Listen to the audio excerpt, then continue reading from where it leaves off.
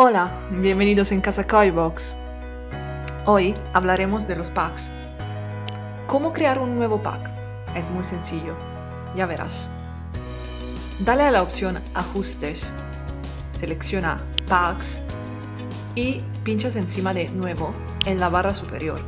Ahora, en la nueva ventana, eliges un nombre para tu pack, selecciona una categoría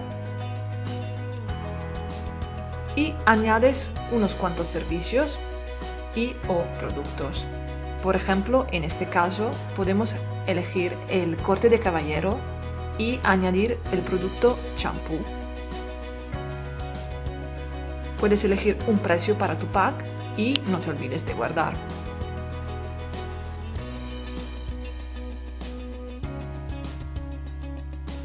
Muy importante, no te olvides, un pack es diferente de un bono. Todos los packs tienen que ser utilizados en el mismo día. Puede ser un conjunto de servicios, productos o una mezcla de ambos. Ahora te vamos a enseñar cómo vender un pack de dos maneras distintas.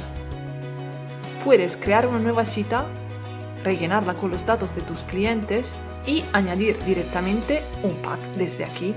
Selecciona los packs y le das a guardar, como si fuera una cita cualquiera.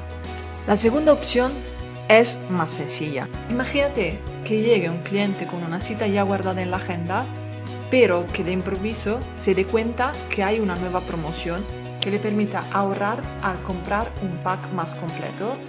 En la ventana del cobro tendrás que añadir un pack y a lo mejor eliminar los servicios y o productos que tenía en su cita.